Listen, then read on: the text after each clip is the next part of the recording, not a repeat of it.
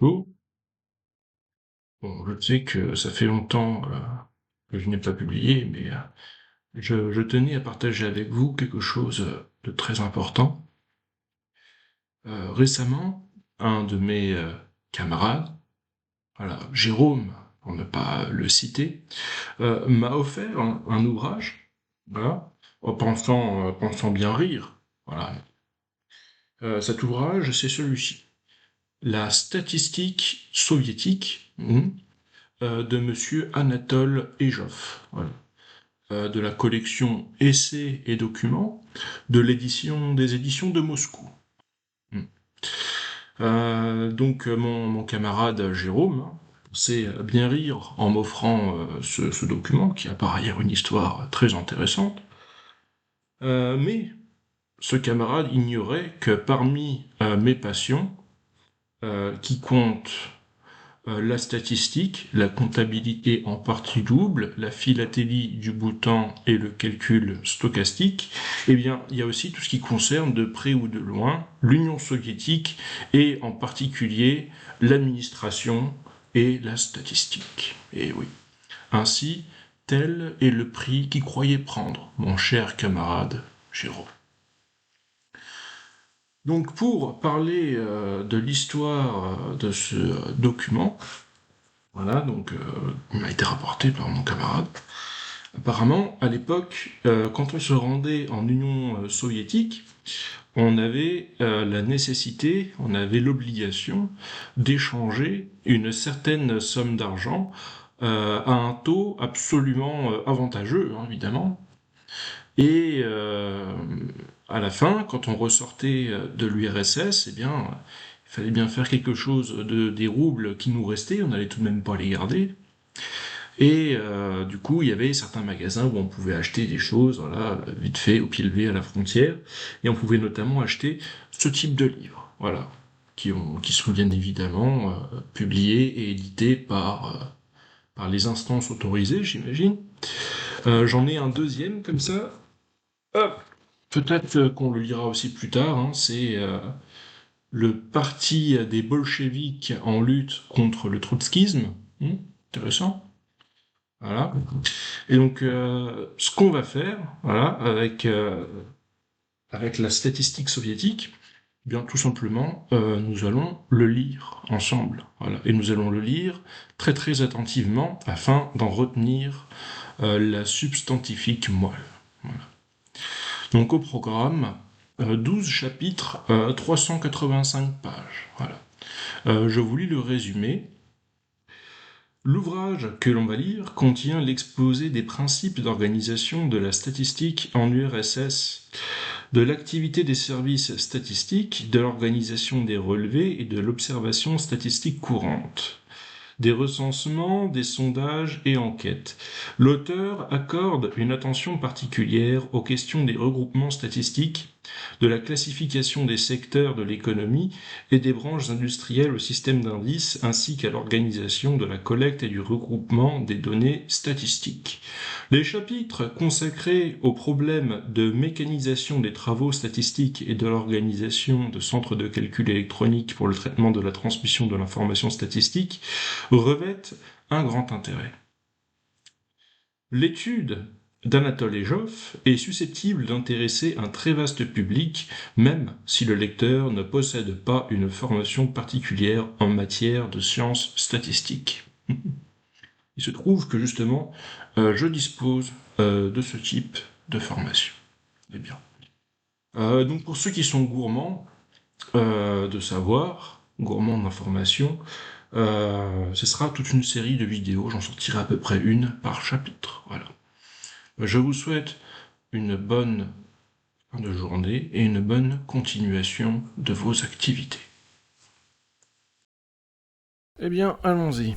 Alors, la statistique soviétique de Anatole Ejov, édition du Progrès, Moscou. Traduit du russe par L. Pietigorsky sous la rédaction de J. Verne.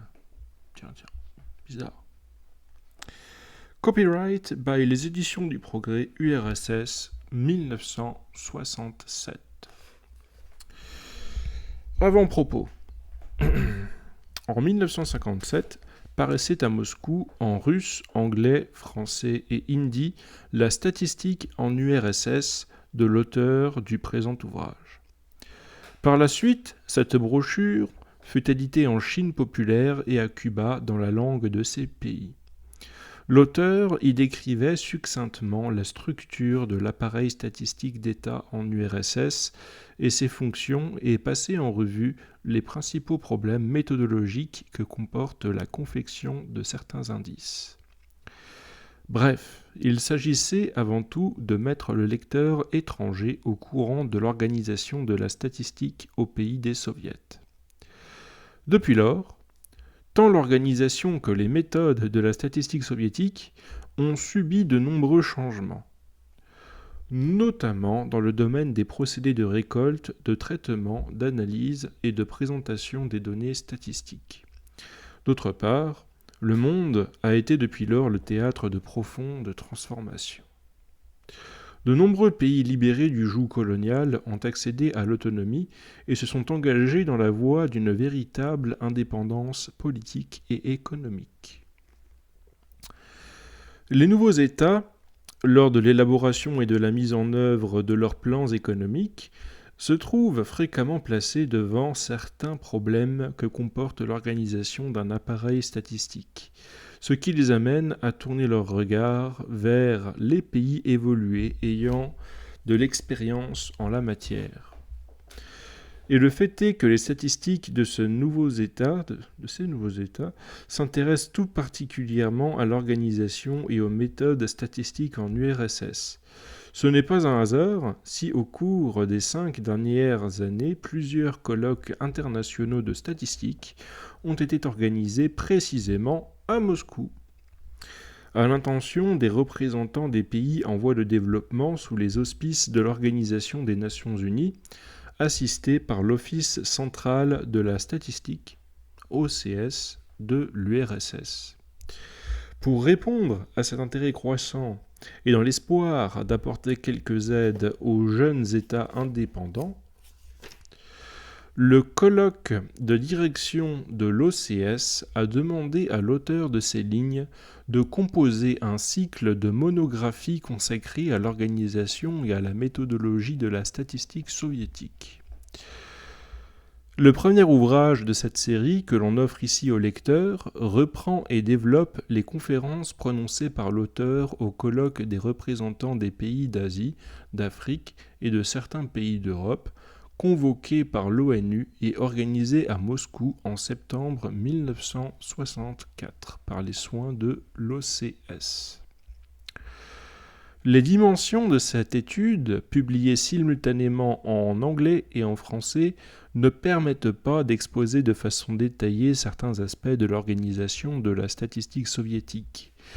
À ses débuts surtout, ce qui aurait sans doute été profitable aux lecteurs des pays du tiers-monde. Pour mieux connaître cette période, ceux-ci pourront se reporter à des travaux tels que l'histoire de la statistique d'État soviétique, rédigée sous la direction d'Anatole Joff, 1960, Lénine et la statistique d'État socialiste, réalisée par S. Gourevitch, 1963, statistique théorique, rédigée sous la direction d'A. Vostrikova, 1956, pour décrire l'ouvrage que l'on va lire. J'ai utilisé certains travaux consacrés à la statistique et édités en URSS, les rapports officiels présentés par l'OCS de l'URSS à l'ONU et au Conseil d'entraide économique, ainsi que divers articles publiés dans la revue russe Vestnik Statistique, le messager de la statistique. J'ai d'autre part tenu compte des observations, des conseils des collaborateurs de divers services de l'OCS qui ont examiné mon manuscrit et que je prie de trouver ici l'expression de ma gratitude. Anatole et Joff. Chapitre 1er. Aperçu de l'évolution de la statistique en URSS. Introduction. Vers la fin du XIXe et le début du XXe siècle, la statistique allait accomplir de rapides progrès dans tous les pays capitalistes. Il s'expliquait par la nécessité que ressentaient les monopoles qui venaient de se former de disposer de données statistiques régulières et détaillées sur la conjoncture économique. De son côté, l'État bourgeois avait besoin lui aussi d'informations statistiques précises. En 1910, Lénine écrivait: au cours des 2 ou 3 dernières décennies, la statistique des phénomènes sociaux en général et celle des phénomènes économiques en particulier a progressé à pas de géant.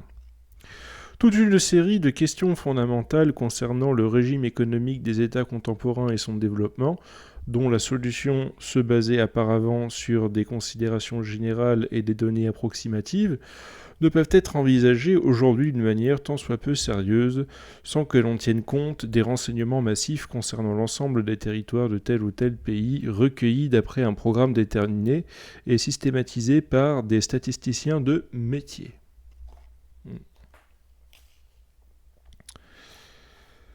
En lisant ces lignes de Lénine, l'on ne saurait néanmoins oublier qu'au début de la deuxième moitié du XIXe siècle, seule la Grande-Bretagne disposait d'un appareil statistique relativement bien organisé, fournissant aux sociologues des renseignements valables.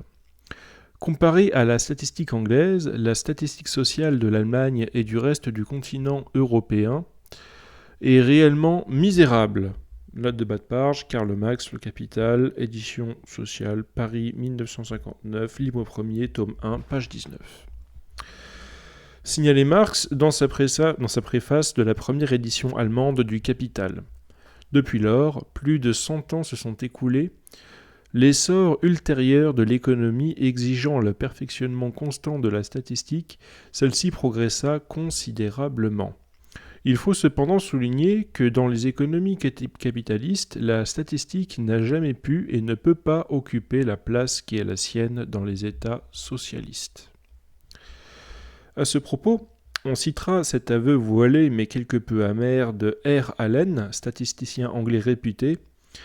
Ils ne sont guère nombreux, tant s'en faut, les pays qui peuvent prétendre que leur politique économique est fondée ne fût-ce que dans ses lignes générales sur un flux régulier de données statistiques, bien que celles-ci soient nécessaires à l'élaboration de toute politique gouvernementale, ainsi qu'à la formation et à l'expression d'une opinion publique informée. Dans la plupart des pays, les statistiques qu'élabore l'administration non seulement sont incomplètes, mais encore insuffisamment adaptées aux besoins de l'économie, parce qu'elles demeurent encore largement dépendantes de toutes sortes de considérations d'ordre bureaucratique. Voilà. Professeur RGD Allen, General Methodology, Sampling for Current Economic Statistics. Pour illustrer l'insuffisance de la qualité médiocre des statistiques en Grande-Bretagne, Allen rapporte ses propos de Macmillan alors qu'il était ministre des Finances, 1956. Les données statistiques sont à ce point inexactes que les utiliser, c'est établir un plan d'un voyage à l'aide d'un horaire de train vieux de plusieurs années et auquel il manquerait des pages. On peut en dire au moins autant, sinon plus, des statistiques de l'ancien empire des tsars. Avant d'aborder la statistique en URSS, il est utile de rappeler, ne serait-ce que brièvement, ce qu'elle était en Russie tsariste et d'exposer les mesures adoptées au lendemain de la Révolution d'octobre par la jeune République des Soviets en vue d'organiser un appareil statistique d'État répondant aux objectifs du pouvoir soviétique, aux tâches politiques et économiques que devrait résoudre l'État prolétarien. De décrire, enfin, le chemin parcouru depuis par la statistique soviétique. Cet aperçu historique devait aider le lecteur à en comprendre les particularités et à en apprécier correctement le succès. À notre sens, l'histoire de la statistique soviétique est particulièrement instructive pour les pays qui accèdent aujourd'hui à l'indépendance politique et économique et qui sont amenés à créer leurs propres services statistiques. Petit 1. La statistique en Russie d'avant la Révolution.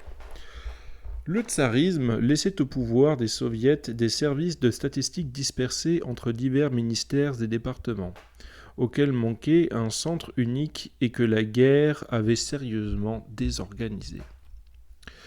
En Russie tsariste, la statistique d'État était de la compétence du Comité central de statistique près le ministère de l'Intérieur.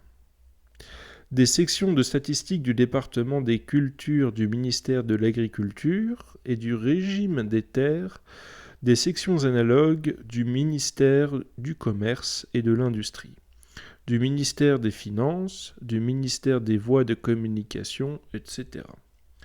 D'autre part, les bureaux de statistique fonctionnaient auprès de groupements privés tels que le Conseil des congrès des représentants de l'industrie et du commerce, le Conseil des congrès des industriels miniers du sud de la Russie, le Conseil des congrès des industriels du pétrole de Bakou et autres. Chacun de ces organismes élaborait des statistiques selon son propre programme, ses propres méthodes. La première tentative pour instituer en Russie des organismes de statistique permanents émanait du ministère de l'Intérieur qui, dans une circulaire datée de 1802, prescrivait à tous les gouverneurs de présenter périodiquement divers relevés statistiques. En 1811, le ministère de la Police créait une section de statistique rattachée en 1823 au service de l'Intérieur. Elle fut réorganisée en 1857 sous le nom de Comité de statistique remplacé, 5 ans plus tard par celui du Comité central de statistique. En 1863, on organisa auprès du même ministère un conseil de statistique qui groupait les représentants des sections de statistique d'une série d'autres départements. Il devait établir un plan de travail et les programmes d'élaboration des données rassemblées, organiser divers autres travaux statistiques confiés au département, bref, jouer le rôle de centre coordinateur.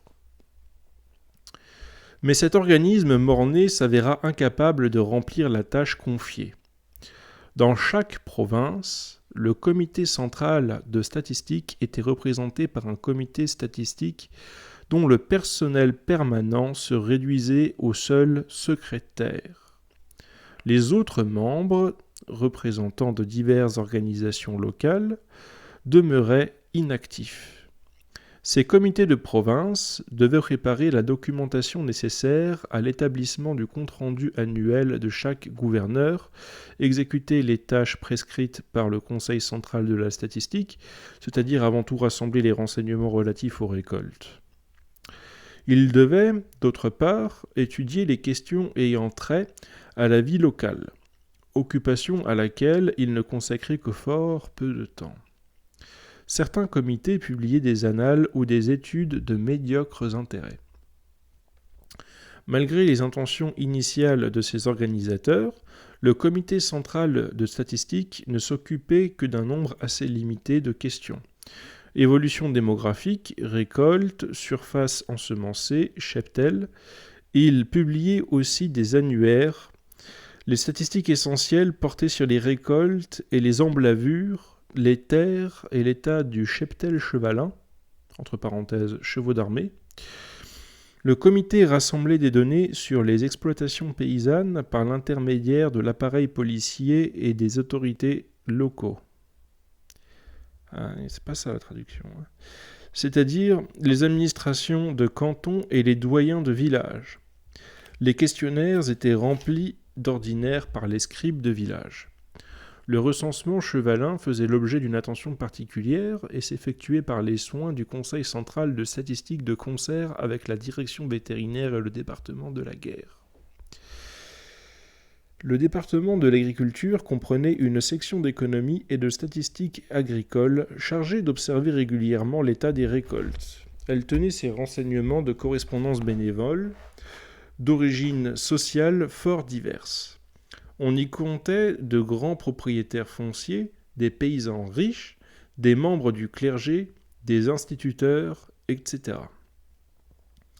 Le nombre de ces correspondants s'élevait au total à 7000 environ.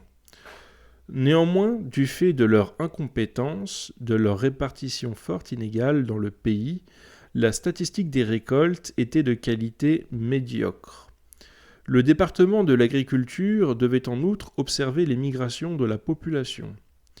Dans le domaine des enquêtes démographiques, la Russie retardait sensiblement sur les autres pays. Aussi, le premier recensement général de la population n'y fut-il effectué qu'en 1897. Auparavant, durant la seconde moitié du XVIIe siècle et le début du XVIIIe, divers recensements des foyers furent organisés à des fins d'ordre fiscal surtout.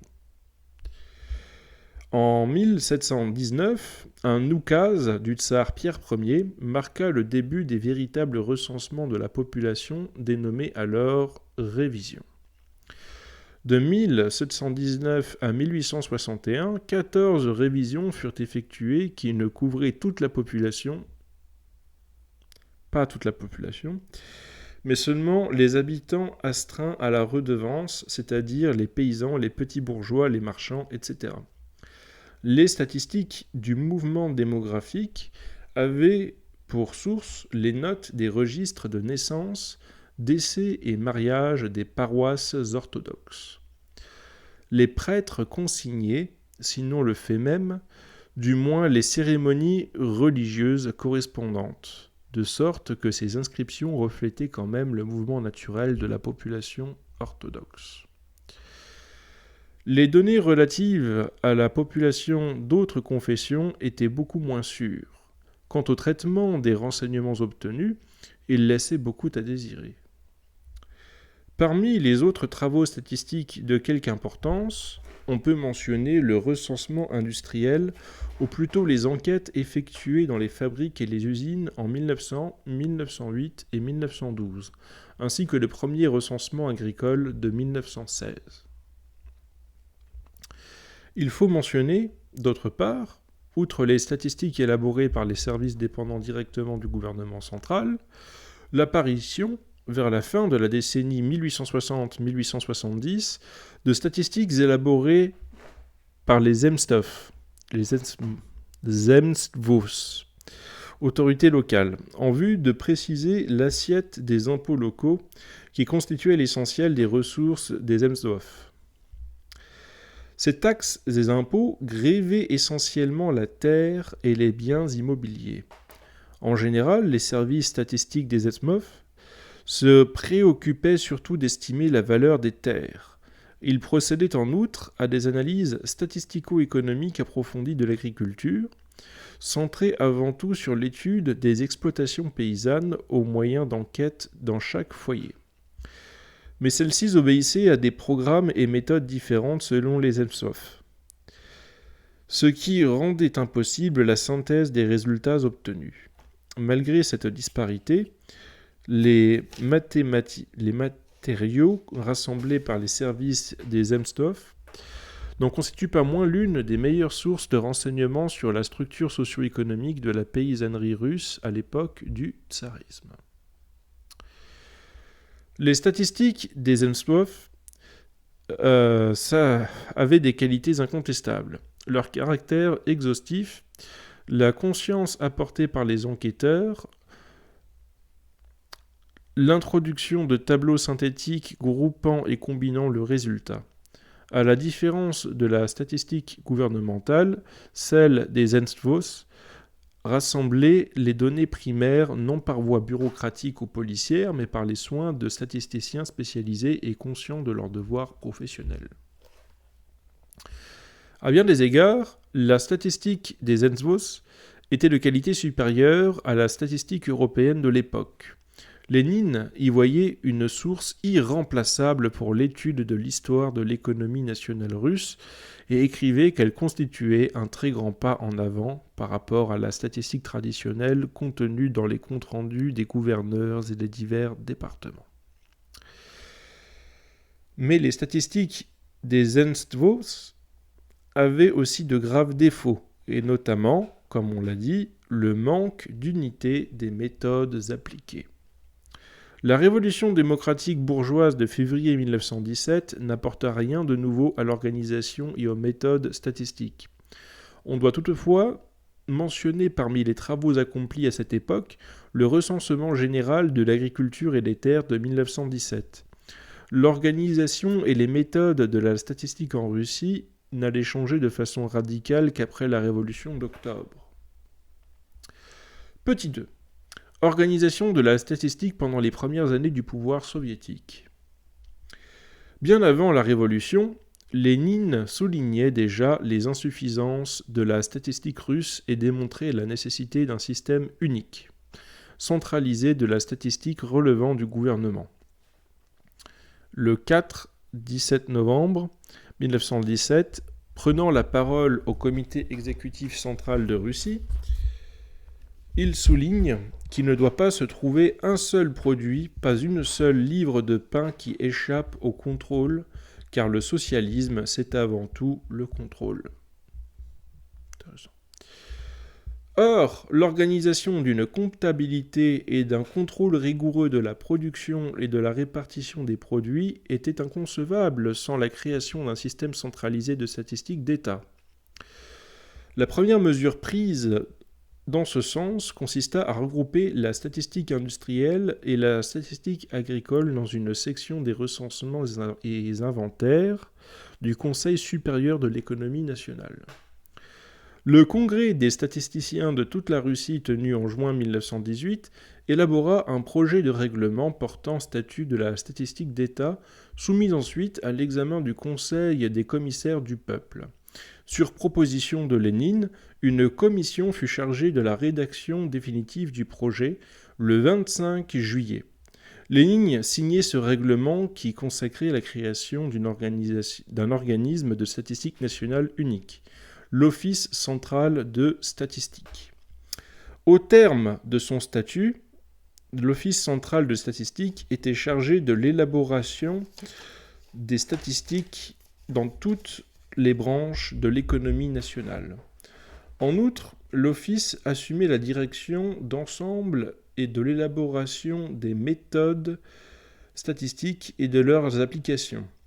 Il devait veiller à la diffusion des connaissances en matière statistique, ratifier plans et programmes d'enquête et de relevés exigés des diverses administrations, organiser des recensements à l'échelle nationale de la population, de l'industrie, de l'agriculture, etc. Enfin, il était chargé du dépouillement et de l'élaboration des données rassemblées. Autrement dit, le nouvel organisme était appelé à unifier et à coordonner l'ensemble des travaux statistiques dans le pays. Le directeur de l'office était nommé par le Conseil des commissaires du peuple et avait voix consultative à ce conseil. Il était assisté d'un collège de direction dont la composition devait être ratifiée par le gouvernement. D'autre part, un conseil de la statistique d'État était chargé de l'orientation générale des travaux statistiques dans le pays. Il se composait de représentants des institutions législatives et administratives, du directeur de l'OCS, de son adjoint et de certains chefs de bureau de l'OCS, de représentants des services de statistique des autorités gouvernementales et des organisations sociales à l'échelle fédérale, ainsi que des établissements régionaux, de spécialistes de la science statistique. Le Conseil devait élaborer les plans de travaux statistiques, coordonner les activités des services de statistique d'État et les diverses administrations, ainsi que les programmes d'enquête et d'élaboration des données. Il était aussi chargé de promouvoir la diffusion dans le pays de la statistique en tant que science. Aux fins d'assurer le contact entre les divers organismes de statistique, d'élaborer des programmes d'activité et de méthodes d'organisation, l'OCS devait en outre convoquer régulièrement congrès et conférences. De 1918 à 1922, l'Office réunit 3 congrès de statistique dont l'importance fut grande pour le progrès de la jeune statistique soviétique. L'un des rapports présentés au 3e congrès 1922 traitait de la coordination de la statistique russe et étrangère. D'autre part, et pour la première fois, la question de l'étude de l'économie nationale dans son ensemble était posée. Il convient ici de revenir brièvement sur l'organisation de la statistique en province. En 1918, le gouvernement soviétique avait adopté un règlement qui prévoyait la création d'un bureau statistique dans chaque province, ainsi que dans toutes les villes et districts d'importance régionale. Les bureaux se composaient de sections par branche. industrie, agriculture, main-d'œuvre, population et santé publique. Entre parenthèses, statistiques sanitaires. Instruction publique, mouvement coopératif, commerce, etc. Plus tard, on créa un conseil des statisticiens de canton. D'autre part, un réseau de correspondants bénévoles occupait une place importante dans la statistique d'État. Enfin, les diverses autorités administratives ou économiques locales à l'échelle des provinces, distinctes, cantons et villages, étaient chargées de travaux statistiques. Les organes locaux de statistique des commissariats du peuple et autres administrations furent annexés au bureau de province pour former des sections spécialisées ravitaillement, questions agraires, démographie, etc. On créa des conseils de province chargés de déterminer les questions de la statistique locale et de coordonner l'activité de ces divers organes.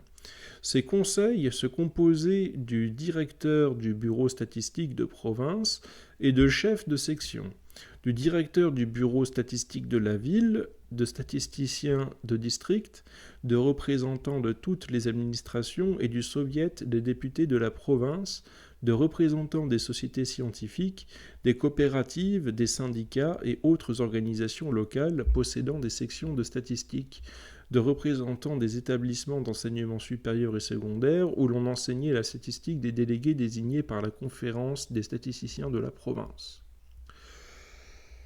Ainsi que les organismes soviétiques de statistique différaient radicalement de ceux qui existaient avant la Révolution, tant par le caractère et le contenu de leurs travaux que par l'organisation de leurs activités. Le nouvel appareil statistique soviétique réalisait l'idée de Lénine d'un système unique et centralisé. Dès 1918, l'Office central de statistique adoptait un plan d'ensemble qui prévoyait l'organisation de la récolte, du dépouillement et du traitement des renseignements recueillis.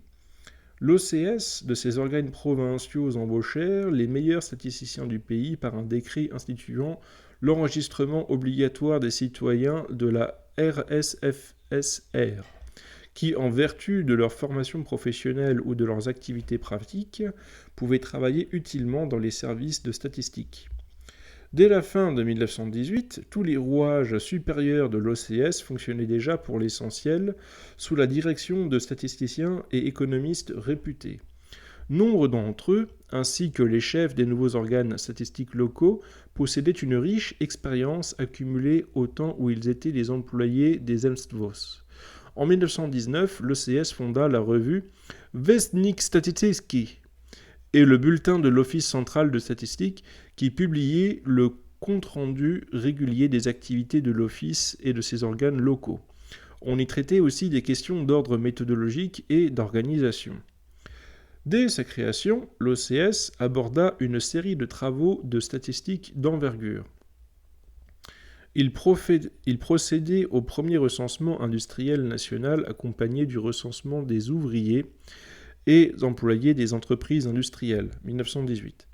En 1920, sur décision du 7e congrès des soviets de la Russie, l'Office procédait au premier recensement de la population soviétique, partie constituante d'un ensemble qui comprenait un recensement agricole accompagné d'un recensement industriel, entre parenthèses effectué selon un programme restreint, et suivi la même année d'un recensement des établissements d'enseignement.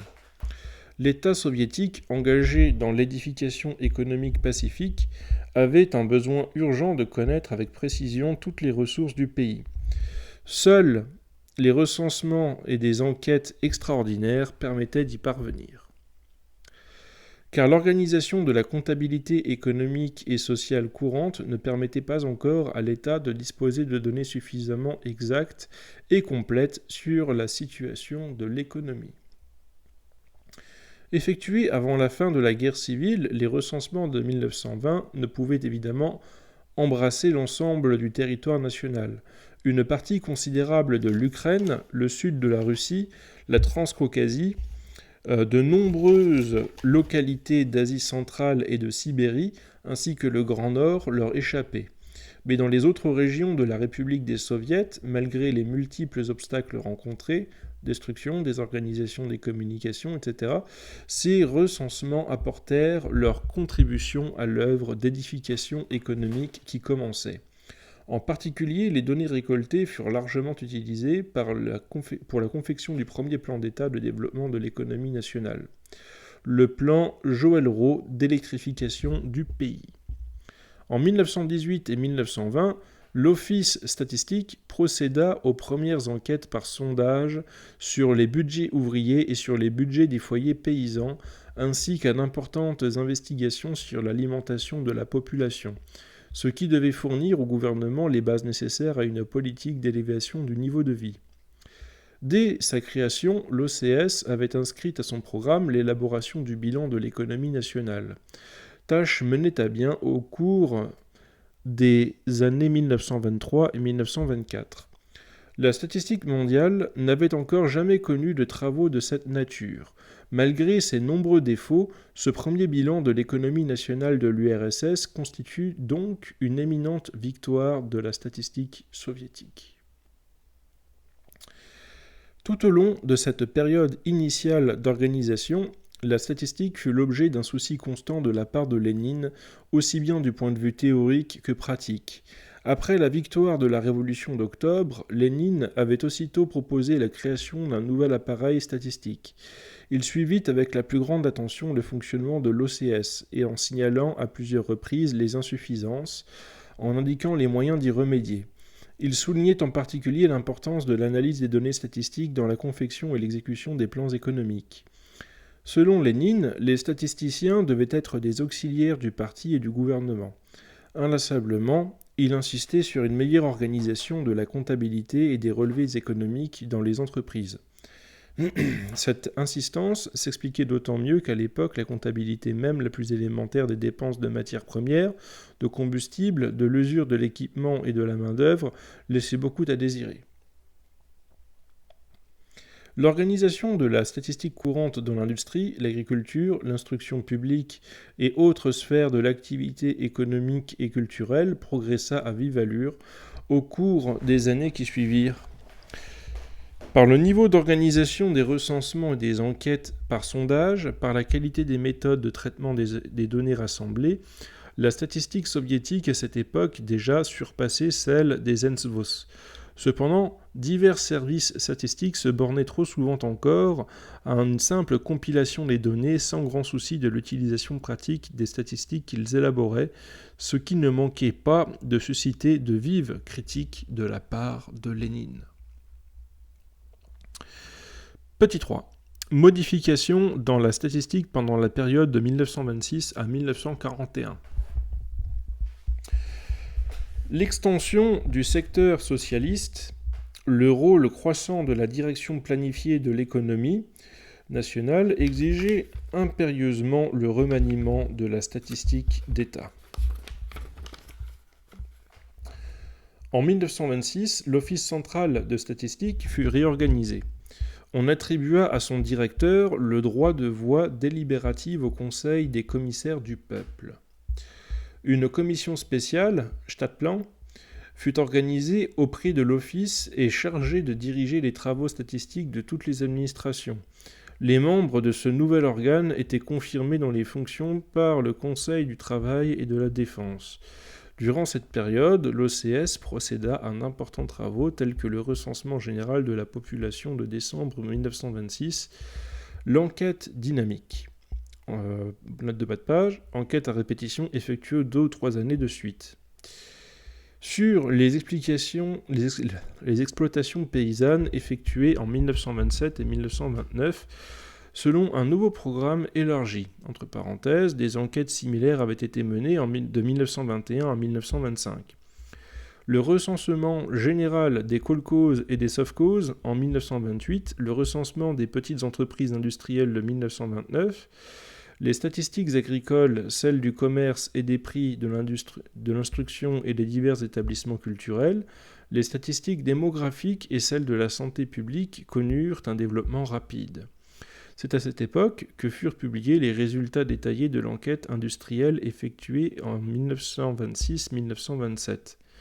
L'importance croissante prise par les relevés réguliers et la statistique pour la planification de l'économie exigeait une collaboration plus étroite des services de l'OCS et du GOSPLAN, Comité d'État du Plan. Par le décret du 23 janvier 1930, le Comité exécutif central de Russie et le Conseil des commissaires du peuple transformaient l'OCS en secteur de statistiques économiques du GOSPLAN. Cette mesure permit de mieux coordonner les indices des plans avec ceux des statisticiens, de faire participer directement les services statistiques au contrôle de l'exécution des plans. Cependant, cette fusion se fit au détriment des travaux statistiques généraux et de l'étude des questions de méthodologie posées par la statistique courante. Or, les changements radicaux survenus dans l'économie du pays exigeaient au contraire que la statistique d'État et ses méthodes s'élevèrent à un niveau supérieur. L'achèvement de la collectivisation dans les campagnes assurait désormais la domination du secteur socialiste dans l'économie nationale et permettait donc d'envisager l'organisation d'un système de comptabilité économique unique. En mai 1931, le Conseil des commissaires du peuple adoptait un règlement sur l'organisation des travaux de comptabilité économique et de statistique. Les attendus faisaient état des besoins d'une planification en pleine extension et donc de la nécessité d'assurer une direction unique de la comptabilité économique et de la statistique et de l'élaboration des questions de méthodologie. La direction de la statistique nationale fut confiée au secteur de statistique du GOSPLAN de l'URSS, transformé bientôt en direction centrale de la statistique économique, entre parenthèses DCSE, près le gros plan, décembre 1931.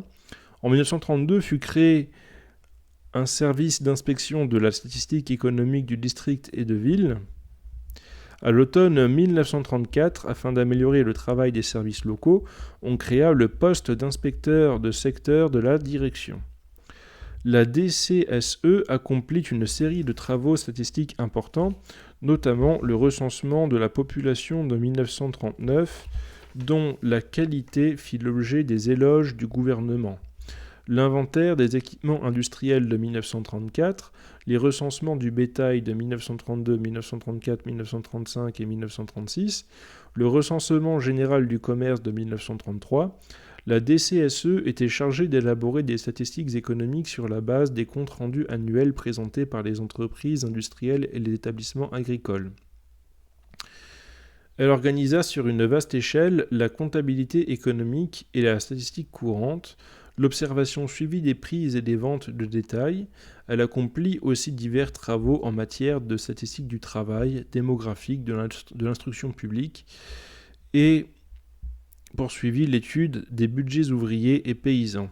En 1942, la DCSE fut transformée en Office central des statistiques du GOSPLAN de l'RSS, entre parenthèses, OCS. Petit 4. La statistique d'État pendant la Deuxième Guerre mondiale. Ou la Grande Guerre patriotique, comme on dit plutôt. Dans les conditions du temps de guerre, il a fallu modifier considérablement le programme de travaux de statistique, les méthodes de collecte et de dépouillement des données afin de faire le tout l'appareil statistique un outil plus maniable. Les services de l'OCS mirent au point un système de relevé quotidien et par décade, entre parenthèses en unité physique, de l'exécution des plans dans les principales branches industrielles. De plus, à la différence de l'avant-guerre, lorsque seuls les comptes rendus annuels reflétaient en unité physique la production de tous les fournisseurs, durant la guerre, les indices correspondants figuraient aussi dans les relevés mensuels. Avant la guerre, la production mensuelle de charbon et de fonte, par exemple, ne figurait que dans les comptes rendus des commissariats du peuple spécialisés, entre parenthèses, charbonnage, métallurgie.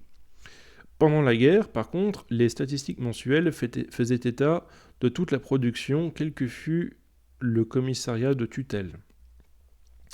Les exigences du temps de guerre dictèrent les modalités d'organisation de la statistique des échanges interentreprises à l'échelle de l'État entier. D'où la création en 1943 de la section correspondante auprès de l'OCS. chargé spécialement d'organiser la récolte et le traitement des informations relatives à l'exécution des plans d'achat et de livraison des métaux ferreux et non ferreux, combustibles, produits pétroliers et équipements essentiels. D'importants changements intervinrent aussi dans l'organisation de la statistique agricole. Dès 1942, les services statistiques se mirent à diffuser dans les 5 jours des comptes rendus sur l'état des travaux préparatoires au semail de printemps, l'exécution du plan de semail et de récolte dans les kolkhozes, les sovkhozes, les exploitations paysannes familiales. La même année, l'OCS mit sur pied un système de relevé mensuel fourni par les kolkhozes concernant l'état de l'élevage, renseignements recueillis et dépouillés auparavant par les organismes fonciers. L'inclusion dans les services de l'OCS de ce secteur essentiel et de la comptabilité économique permit d'améliorer considérablement la qualité des relevés et de réduire les délais de recoupement des données brutes. D'autre part, le recensement des ressources de main-d'œuvre dans le kolkhoze se fit plus systématiquement. Les comptes rendus trimestriels devinrent partie intégrante du système des bilans trimestriels de disponibilité de main-d'œuvre dressés régulièrement dans les autres secteurs de l'économie. Durant la guerre, la statistique des investissements accordait une place particulière à l'enregistrement le plus strict des nouvelles capacités productives mises en service dans les principales branches industrielles. La statistique des transports fit elle aussi l'objet d'importants remaniements. L'on procéda au recensement du parc de matériel roulant, à des enquêtes multiples sur les wagons chargés et censés recensement en introduction des comptes rendus quotidiens répétés tous les 5-10 jours et chaque mois sur l'exécution des plans du trafic de marchandises dans les transports ferroviaires. Plus encore que pour les autres branches, les statistiques du commerce durent subir des modifications essentielles du fait de l'institution du rationnement des denrées alimentaires et des articles manufacturés. Quant au recensement de la population et aux statistiques du travail, il devait prendre une importance de premier plan pendant la guerre. En novembre 1942, le gouvernement exigea des commissariats du peuple et des administrations l'établissement de relevés complets sur le nombre et la structure professionnelle des salariés de l'industrie et du bâtiment. Dans le secteur industriel, l'enquête portait en outre sur la qualification des ouvriers et le système de rémunération appliqué. Toutes ces mesures de réorganisation facilitaient l'élaboration de statistiques globales, de bilans et de synthèse. Durant la période des hostilités, l'OCS fut chargé par le gouvernement de procéder dans les régions libérées des nazis au recensement des entreprises industrielles ayant échappé entièrement ou partiellement à la destruction des machines agricoles et du cheptel, des réserves de combustible, de matières premières et matériaux, des établissements commerciaux de toute nature, des établissements de services publics, des écoles et hôpitaux. L'Office était aussi chargé du dénombrement de la population urbaine et rurale dans les régions libérées. Cet inventaire général permit d'établir de façon précise le préjudice causé à l'URSS par les envahisseurs fascistes. Afin de rendre plus opérationnelle la gestion des diverses entreprises, les services statistiques procédaient fréquemment pendant la guerre à des enquêtes et relevés éclairs dont les résultats étaient rapidement communiqués au gouvernement. Petit 5. Réorganisation de 1948. En août 1948, l'OCS fut transformé en institution autonome. L'Office central de statistique du Conseil des ministres de l'URSS. Ce remaniement avait pour but de mieux adapter le fonctionnement des services statistiques aux exigences accrues de l'administration et de la direction planifiée de l'économie nationale. Il s'agissait de combler une série de lacunes graves. La statistique de l'approvisionnement matériel, celle des normes technico-économiques se trouvait à l'état embryonnaire. Il n'existait aucune statistique des machines et des équipements nouveaux, ni des ressources naturelles. Certains ministères et départements dirigeaient mal leurs services de statistique. Le contrôle de la comptabilité économique des diverses administrations était trop lâche. Le dépouillement et l'élaboration des données demeuraient à un niveau de mécanisation très bas. L'utilisation des calculatrices modernes était l'exception. Enfin, une partie considérable des renseignements rassemblés par les services de statistique d'État demeurait à l'état brut et ne présentait donc aucun intérêt pour le gouvernement. Le nouvel OCS était désormais chargé de le dépouiller, d'élaborer et de présenter à date régulière au Conseil des ministres des statistiques sûres, scientifiquement fondées, reflétant la mise en application des plans d'État, l'essor de l'économie nationale, de l'enseignement et de la vie culturelle. L'Office devait inventorier les ressources matérielles de l'économie nationale et leur utilisation, analyser le niveau de développement respectif des diverses branches de l'économie nationale, contribuer à repérer des ressources mal utilisées dont la mise en œuvre permettrait le dépassement des plans. L'OCS fut chargé de la direction d'ensemble de la statistique et de la comptabilité économique dans le pays. De nouveaux secteurs furent créés. Département de la statistique des ressources naturelles, des équipements nouveaux, et en même temps que les secteurs existants furent sensiblement élargis, comme par exemple celui des échanges inter-entreprises. Conformément aux décisions du 22e congrès du PCUS, de nouvelles tâches furent assignées à l'OCS. Il faut mentionner en particulier la décision prise à l'époque de reprendre la publication d'une masse plus considérable de statistiques, notamment sous forme de divers recueils et annuaires. Ces mesures devaient faciliter et enrichir le travail des économistes et des statisticiens. Cependant, certaines lacunes subsistaient dans les activités de l'OCS. Ces organes n'accordaient pas toute l'attention nécessaire aux questions économiques d'ordre général, comme par exemple l'établissement du bilan de l'économie nationale ou encore l'étude des proportions et du développement de diverses branches de l'économie. Les questions concernant l'essor économique et culturel des républiques fédérées, le progrès des techniques, la spécialisation de l'organisme des échanges entre établissements industriels complémentaires, le développement de l'industrie du bâtiment, les problèmes des coûts de production, de formation des prix, l'étude des ressources matérielles et de main-d'œuvre et de leur utilisation dans l'économie et autres questions essentielles. Petit 6. Centralisation des comptes rendus statistiques.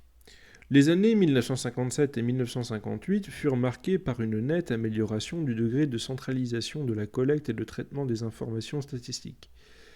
Par centralisation, il faut entendre la communication directe entre les entreprises et les chantiers de toutes les informations aux services statistiques locaux selon des programmes unifiés.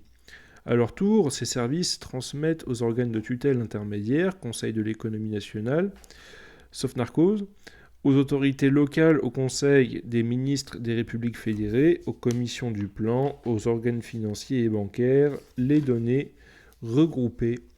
Ces diverses instances transmettaient à leur tour ces informations à l'Office central. Celui-ci procédait alors à l'analyse et au traitement des données reçues et communique les résultats au gouvernement, au Gosplan, au comité d'État et autres organismes officiels. La centralisation de la statistique a mis fin au parallélisme qui s'est établi entre l'activité des services statistiques d'État et celle des ministères et des administrations dans le rassemblement des informations et leur traitement. Elle a permis de réduire sensiblement l'ampleur des travaux statistiques devenus trop encombrants dans les diverses administrations et de réduire considérablement le personnel tout en l'utilisant mieux. La centralisation de la statistique d'État en fit un nouveau moyen de lutte contre les tendances éventuelles de l'autarcie aux régionalismes étroits. La centralisation accomplie en 1957 dans les secteurs de la statistique de l'industrie et du bâtiment fut suivie en 1958 par la centralisation des statistiques agricoles. Néanmoins, l'ancien système demeure en vigueur dans certaines branches de l'économie nationale qui relèvent des ministères, des administrations fédéraux, des fédéraux républicains, comme par exemple le ministère des Voies et Communications, celui de l'enseignement supérieur et secondaire spécial, celui de la culture, comme précédemment, les entreprises, les établissements culturels et éducatifs, les établissements de l'enseignement supérieur et secondaire, etc., etc. dépendent des ministères mentionnés, continuant de présenter leurs relevés aux organes administratifs placés à l'échelle supérieure qui dépouillent les renseignements obtenus et les présentent à leur tour aux instances dont ils relèvent ainsi qu'aux organes de la statistique d'État. La concentration de la collecte et du traitement des données statistiques exigeait et du même coup créait les conditions du passage à des méthodes nouvelles, c'est-à-dire à la création d'un vaste réseau unique de centres de calcul équipés de machines électroniques modernes. Ces centres, qui fonctionnent aujourd'hui auprès de toutes les directions de statistique du pays, ainsi qu'auprès d'une série d'instances économiques et de nombreuses entreprises concentrant efficacement le dépouillement et l'élaboration des données provenant de la comptabilité économique, des recensements et des enquêtes par sondage. Nous examinerons plus loin, de façon détaillée, les questions des perspectives de la mécanisation de la comptabilité et de l'information économique en URSS. Chapitre 10. À l'automne 1965, le PCUS et le gouvernement soviétique ont pris des décisions d'une immense portée en matière de planification et de direction de l'industrie. L'exécution des tâches qui en découlent exige le perfectionnement et une centralisation encore plus poussée de tout l'appareil statistique. On sait que début 1957, la direction de l'industrie était confiée aux Sovnarkos, et non plus à des ministères industriels. À certains égards, le nouveau mode de direction eut des résultats positifs. Il permit de fusionner des établissements similaires, de créer des entreprises spécialisées dans la réparation des équipements et la production d'instruments et de pièces de rechange, à l'intention des entreprises de diverses branches de l'industrie. Toutefois, le système des Sovnarkos présentait de sérieux inconvénients et tout d'abord le morcellement de la direction d'une même branche d'industrie. Le progrès technique, la spécialisation par branche s'en trouvaient sérieusement freinés. Les rapports entre établissements situés dans diverses régions économiques s'établissaient difficilement. On assistait à la dispersion des cadres qualifiés, à la multiplication des instances responsables de la gestion courante. En vue d'assurer l'unité de la gestion de la politique de progrès technique, du développement économique et de la recherche scientifique dans chaque branche industrielle, le Parti communiste et le gouvernement ont décidé de créer des ministères sectoriels revêtus de tous les pouvoirs de direction. Les Sovnarkos furent supprimés. Ces ministères ont pour tâche de planifier et de diriger la production, de promouvoir la politique de développement technique dans leurs branches, d'organiser l'approvisionnement des entreprises et leur financement, de régler les problèmes concernant l'organisation du travail et les salaires. Désormais, dans chaque branche, les instituts de recherche scientifique relèvent du ministère correspondant à leur domaine de spécialisation. 3 types de ministères ont été créés, fédéraux républicains et républicains. Les ministères fédéraux sont chargés des diverses branches de construction mécanique. Il s'agit en effet d'un domaine exigeant tout particulièrement l'unité de la direction technique à l'échelle du pays entier. Cette unité est nécessaire à la standardisation des produits, à l'application des normes techniques identiques à tous les articles, blocs et pièces détachées. Elle doit permettre la diffusion rapide au sein de la branche des découvertes scientifiques et techniques. La plupart des autres branches d'industrie ont été coiffées d'un ministère fédéral républicain. La création de ces ministères devait permettre de concilier la direction centralisée de l'économie, selon le plan, avec le déploiement de l'initiative de républiques fédérées et des autorités locales appelées ainsi à participer de façon plus efficace à la direction des entreprises situées sur le territoire de leur ressort. Il s'agit de la métallurgie, de diverses industries de combustibles, des industries forestières et du papier, de la fabrication des matériaux de construction, des industries légères et alimentaires. La création de ministères industriels de république a pour objet de stimuler le développement des industries d'importance locale, fournissant surtout des biens de consommation. Les modifications apportées ainsi à l'organisation ou à la structure de la gestion de l'industrie exigeaient une fois de plus l'adaptation de l'appareil statistique aux tâches nouvelles. Il fallait au premier chef centraliser mieux encore la comptabilité économique, renforcer la discipline des entreprises quant à la présentation de leurs relevés, accélérer les cadences de la transmission et de l'élaboration des données, réduire les détails de présentation des statistiques, synthétiques au niveau ministère sectoriel. Il fallait d'autre part introduire des modifications dans les programmes des relevés et statistiques à établir pour les besoins de la direction de l'industrie. Celle-ci, en effet, répond désormais à un critère de branche. Elle accorde d'autre part un rôle beaucoup plus considérable aux stimulants matériels et laisse aux entreprises une plus grande image de liberté en matière de gestion courante.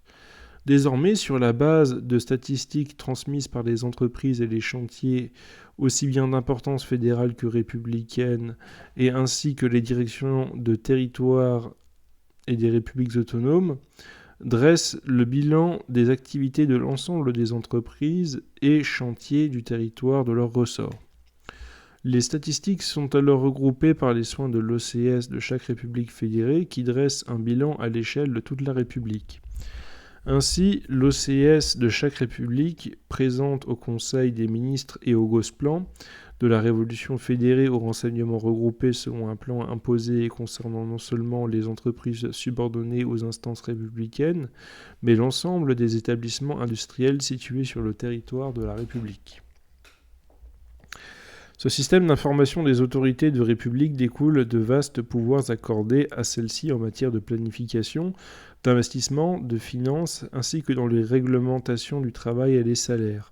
Afin d'assurer une planification territoriale correcte, l'utilisation efficace de l'ensemble des ressources naturelles, énergétiques et de main-d'œuvre, le Gosplan de chaque république fédérée est tenu d'établir un projet de plan de développement économique qui englobe l'activité de toutes les branches qu'elle relève, des activités républicaines ou des autorités fédérales républicaines. Il doit aussi élaborer des propositions sur les projets de plan de développement des entreprises relevant directement des autorités fédérales et républicaines constituées sur le terrain de la République.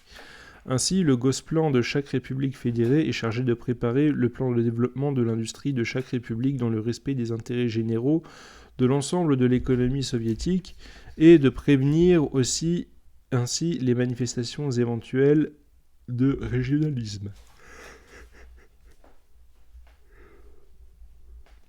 L'office de chaque république fédérée présente simultanément les statistiques élaborées aux autorités de république, de l'OCS, de l'URSS qui opèrent la synthèse générale de l'ensemble des statistiques transmises. Quant au relevé quotidien, ou présenté tous les 5 ou 10 jours, qui permettait de suivre l'exécution du plan dans les entreprises, seule une petite partie d'entre eux passe par les organes de la statistique d'État. Il s'agit de production essentielle, entre parenthèses énergie électrique, réseau, combustible, certains matériaux de construction, les principaux produits des industries, légères et alimentaires. Pour tous les autres produits de chaque branche d'industrie, les ministères correspondants sont autorisés à recevoir directement des entreprises selon les modalités prescrites des relevés statistiques journaliers ou dressés tous les 5 ou 10 jours. Les ministères reçoivent ainsi directement des entreprises qui leur sont subordonnées certains indices de caractère technico-économique, bien que pour l'essentiel des relevés soient centralisés par les organes de l'OCS, cette réorganisation de la statistique en URSS nécessite plus que jamais un degré de mécanisation des travaux de statistique particulièrement élevé, l'emploi de calculatrices hautement productives. À la fin des mois de mars et au début d'avril 1966, se sont tenues les assises du 23e congrès du Parti communiste de l'Union soviétique. Le congrès a adopté le plan perspectif d'une nouvelle étape de l'édification du communisme.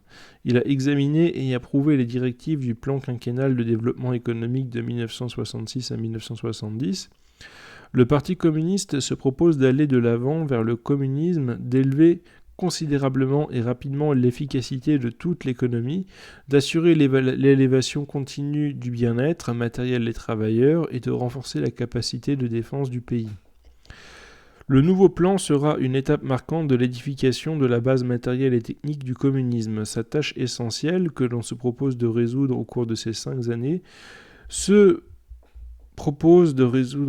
consiste à poursuivre le développement de l'industrie et à faire croître rapidement et régulièrement l'agriculture. Cet essor devait permettre d'élever considérablement le niveau de vie des populations, de mieux satisfaire ses besoins d'ordre naturel et matériel. Pour y parvenir, il faut utiliser largement toutes les découvertes et le progrès scientifique et technique.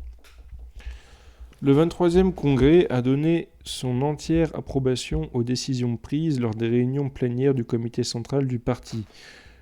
Pourtant réformer de la direction de l'économie. Au terme de ces décisions, la direction centralisée de chaque branche se combine à une extension de droit des républiques fédérées et d'un rôle des méthodes proprement économiques de direction. Les méthodes de planification se trouvent radicalement améliorées, l'indépendance de l'initiative de l'entreprise s'accroît, des motivations d'ordre matériel les poussent à mieux s'intéresser aux résultats de leur activité. La mise en œuvre du nouveau système de planification et de stimulation économique constitue l'une des tâches principales dans les années qui viennent. La statistique doit prendre pleinement part à l'œuvre commencée. Tout le système des indices statistiques et l'organisation de l'information économique doivent être adaptés aux nouveaux principes et méthodes de direction économiques. Fin du chapitre 1.